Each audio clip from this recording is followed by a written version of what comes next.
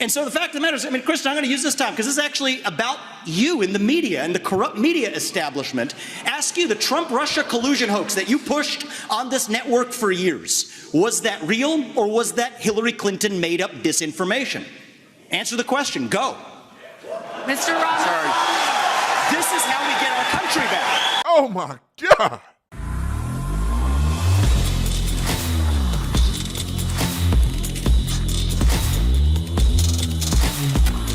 This video is brought to you by TatumStore.com, TatumStore.com, ladies and gentlemen.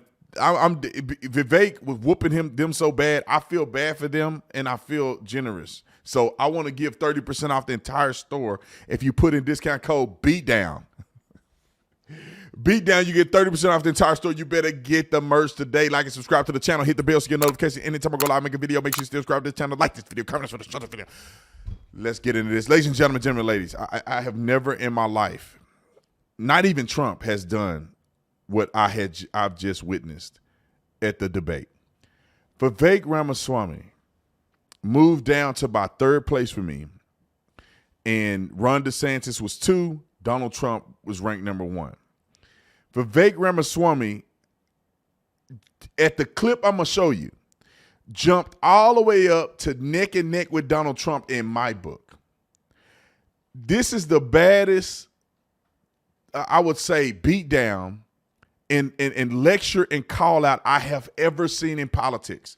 I have never seen somebody whoop people like this verbally. It was so bad, and I'm going to show it to you. It was so, I was cringing. I almost walked out of I almost walked out of my podcast studio because he was whooping them so bad. I feel bad I want to go give Ronald McDonald a hug. Anyway, y'all got to watch this. If you hadn't seen Vivek spanking he did, watch the film. Swami, let me turn to you. Please. Let me turn to you. That's not a good idea, my homie. Make your case. Why should you be the nominee and not the former president? I think there's something deeper going on in the Republican Party here, and I am upset about what happened last night. We've become a party of losers at the end of the day. It was a cancer to the Republican establishment. Let's speak the truth. Since Ronna McDaniel took over as chairwoman of the RNC in 2017, we have lost 2018, 2020, 2022, no red wave that never came. We got trounced last night in 2023. And I think that we have to have accountability in our party. For that matter, Ron, if you want to come on stage tonight, you want to look the GOP voters in the eye and tell them you resign, I will yield my time to you. Ding, ding, ding. That's one knockout. He said, come on stage and resign tonight.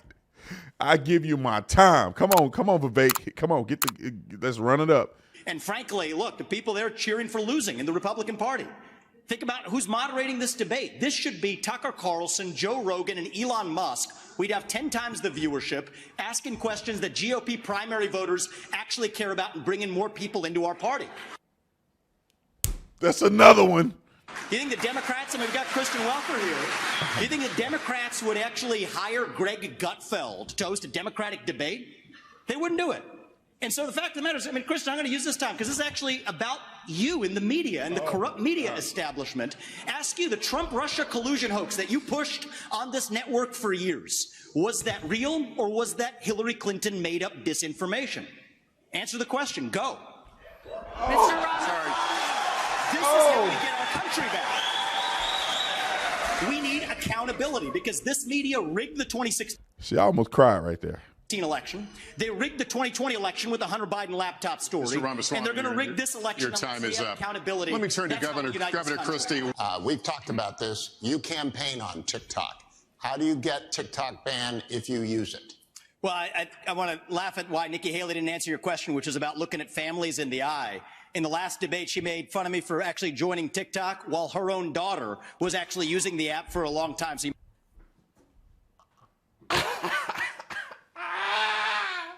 I can't do it. He on here killing them, bro. He on here spanking them. God dang, Nikki Haley, what do you say to that? might want to take care of your family first. Oh, Appreciate my it. It's your adult daughter. Oh, the my next generation God. of Americans are using it. And that's actually the point. You have her supporters propping her up. Oh That's my fine. God! You're The just easy answer is Oh actually my to say that we're just going God. to ban one app. We got to go further. We have to ban any U.S. company actually transferring U.S. data to the Chinese. Here's a story most people don't know. Airbnb hands over U.S. user data to the CCP. Now, that's a U.S.-owned company. So this is the problem when you have Republicans that temporarily go the way the winds blow, and now it's popular to talk tough on China. When she was UN ambassador, called them literally, her words, not mine, our great friend. You can't be fair weather fans of the right policy. Get to the root cause. Even U.S. companies in Silicon Valley are regularly doing it. Cut the virtue signaling. The fact of the matter is Democrats are on TikTok today. The only person, one of the few people who is putting up content the way the actual algorithms work, speaking for pro-Israel views or others, is Ambassador me. And I predict Haley, more Republicans will join it. But stop U.S. companies from turning over data to Chinese companies. That's the real moderators answer, like not the virtue Kristen signal. don't get. Mr. Ramaswamy, are you persuaded by President? Hold on. That's a lot to digest right there. God dang. This is how you whoop people. Like, he moved down the list for me at first. That mean he back at the top. I ain't gonna even lie to y'all. Trump got a little bit of juice, but man, I like Vivek. Man, he young, he enthusiastic, he's smart, he can articulate himself. Man, he would debate better, he would look better, he'll be more presidential than Trump would be. I'm just being honest. I mean, he moved up the charts. He was sleeping on him, and then he came and started spanking people. That's what I'm talking about. Roll the clip. Zelensky's urgent new plea. Where do you stand on more funding? I'm absolutely unpersuaded. And I'm actually enjoying watching the Ukraine hawks quietly, delicately tiptoe back from their position as this thing has unwound into a disaster. The first half of this race, I was the only person standing for it. Now they're actually quietly coming around to being more cautious, as they should. Level with the American people here. Ukraine is not a paragon of democracy. This is a country that has banned 11 opposition parties. It has consolidated all media into one state TV media arm. That's not democratic. It has threatened not to hold elections this year unless the U.S. forks over more money. That is not democratic. It has celebrated a Nazi in its ranks, the comedian in cargo pants, a man called Zelensky, doing it in their own ranks. That is not democratic. More facts for you that you won't hear from the mainstream in either party or the mainstream media. The regions of Ukraine that are occupied by Russia right now, in the Donbass, Luhansk, Donetsk. These are Russian-speaking regions that have not even been part of Ukraine since 2014, that other people probably couldn't name those provinces for you. Those are the hard facts. And so to frame this as some kind of battle between good versus evil, don't buy it. And I'd like the likes of the sharpest of the war hawks on Ukraine, Nikki Haley, to have some accountability and answer. Do you want to use U.S. taxpayer money to fund the banning of Christians? That is actually what's happening. They're using the Ukrainian Orthodox Church. They have banned them. The Ukrainian parliament just did this last week, supported by our dollars. And I think you owe it to the American people, Nikki, to at least this one Mr. time at least Ramaswamy, condemn. thank you. That's time. At least to Mr. condemn Ramaswamy, their thank banning you. of Christians. Mr. Ramaswamy, or else thank we're talking you. out of both sides. Mr. Ramaswamy, thank you. We asked the question. Mr. Ramaswamy, please. Mr. Ramaswamy, stop spanking us, please. Look at Nikki Haley, man. These women like this fold under pressure like a lawn chair. I have to say that Vivek in his approach tonight really gave a lot of credence to him being a strong voice. I think he kind of slowed down, but man, I like what he's saying. The man is making sense. He reminded me of Trump in 2016 when everybody else was fluff talking and he was straight, punching facts. And this is what Vivek is doing. Now, let me say this, because some of y'all ain't gonna like it. It's fine. You go watch the other videos you like. But I will say this. When it comes to debating, when it comes to having a voice, when it comes to somebody who can articulate himself, I honestly believe that Vivek Ramaswamy, and I'm saying this and I'm the first to say it, Vivek Ramaswamy is very much Obama-esque.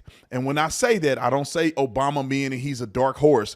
I'm saying Obama meaning he has charisma, he's in touch with the younger people, he can articulate himself, he's very presidential, and he can debate the socks off of anybody. And Barack Obama, although he was a loser, in my opinion, he could do all of those things, which made him more appealing to the people. People are not sitting here looking at policy positions as much as they're looking at charisma. And if somebody can articulate themselves in a 30-second clip, people are going to be more digestible. It's going to be more digestible to the people. So I will say Vivek Ramaswamy has moved himself all the way up neck and neck with Donald Trump. To me, I think that Donald Trump has no choice if he wins to have Vivek be a part of his cabinet, be the vice president. It is no doubt. Because I honestly think Vivek Ramaswamy is probably be a better presidential candidate, in my opinion, based on his articulation of truth and facts, and his business practices, at least, are not going to get ran through the ringer like Donald Trump. So I love Donald Trump. I think he's good. I vote for him. I think he's going to win. But Vivek Ramaswamy is a very polished politician. And if Donald Trump somehow was out of the race and went to prison or whatever the case may be, I honestly believe if the momentum was behind Vivek, he would take any Democrat in America to task, even slick talking snake oil salesman Gavin Newsom. I do not think Donald Trump would be strong against Gavin Newsom or Michelle Obama. I honestly believe so. He would not be. Vivek would be strong against any Republican and any Democrat. Now, here's the thing. I will say this. When Donald Trump eventually enters into the debate, it will be very interesting and telling what Vivek says about Donald Trump on a debate stage. Anyway, I hope y'all enjoyed that beatdown. I've never seen nothing like this before. I mean, even Trump, but he has been hitting people, and he articulates himself, and he's very confident and quick. Now, he could be a dark horse. I don't know. I think that he's not. A lot of people say that it is, but I tell you what, he's very impressive tonight. And Nikki Haley was going up in the polls, and he just slammed her through the floor. I'll see y'all on the next one. I'm out.